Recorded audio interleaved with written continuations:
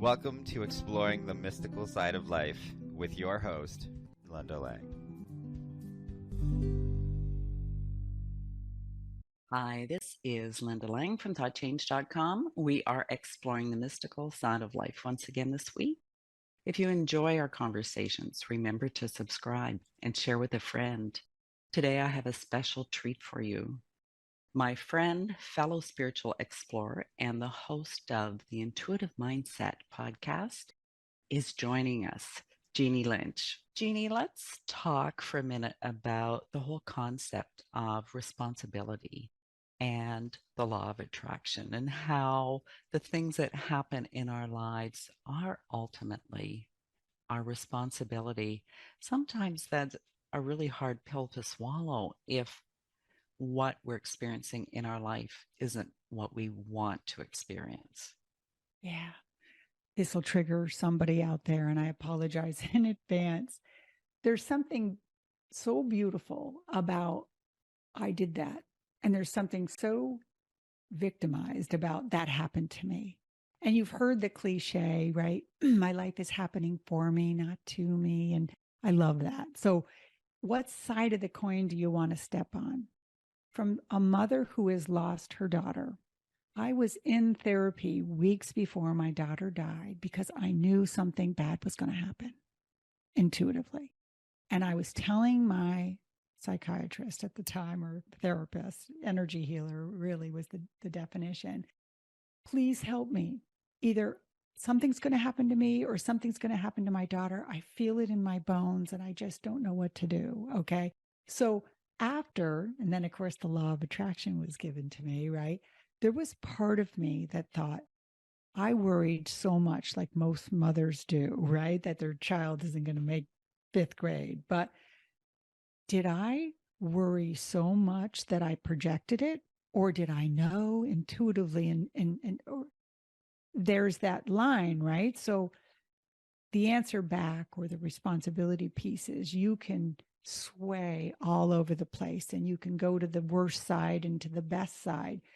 Going to the better feeling thought of all that for me in taking the responsibility piece is that when I start to have those fears that I might be creating, let's say a mother out there is saying, yes, I've done this, Jean, help me because I have that same fear. I would say to you, see your child as being safe.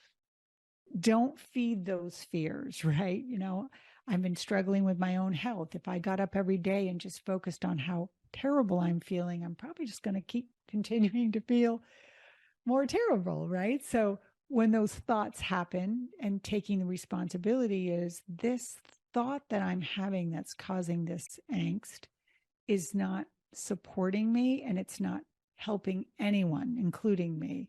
So the responsibility I have to myself is to find a better feeling thought. So if I am truly the co-creator of this, at least I can stand in the space of it happened, and yet I saw my daughter safe every day, or I didn't feed those thoughts, or I took responsibility for losing my job, or for being angry or saying the wrong thing, or having that confrontation, because we are in there too.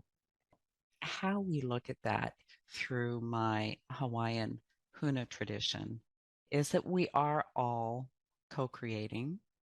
We've all unconsciously created much of our life until we get to that point where we take responsibility, because it's when we take responsibility that we can actually change. We can actually make different choices.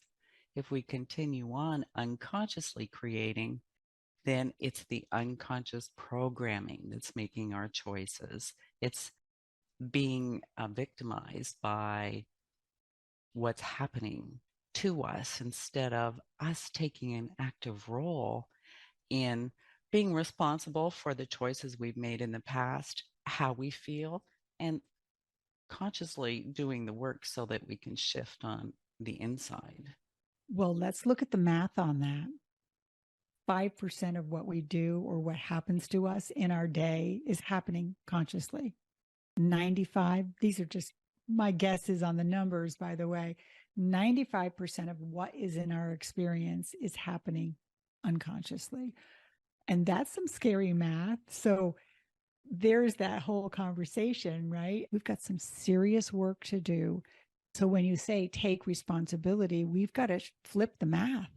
We got to really start looking at what's happening unconsciously a little bit more to even out those numbers so we can co-create in the right place and be a little bit more aware. So I love that that question has been asked today because people need to know 5% is not a high amount to be living your life from. And those are the numbers we need to change.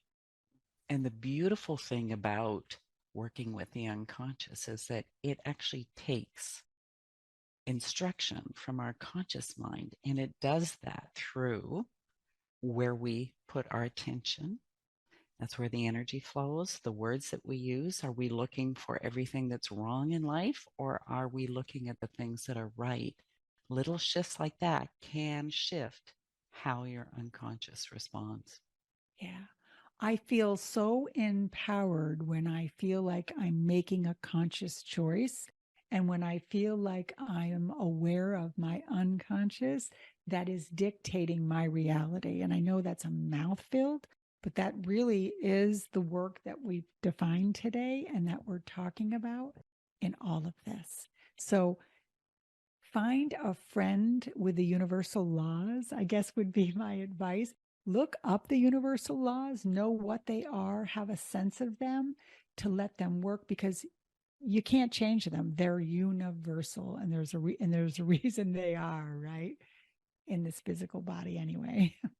Check out my earlier podcast on universal laws with Felicia Searcy. That'll be a great place to start. Good point. Yes. For more great conversation with Jeannie Lynch, tune into Discover Your Emotional Set Point. Thanks for joining us.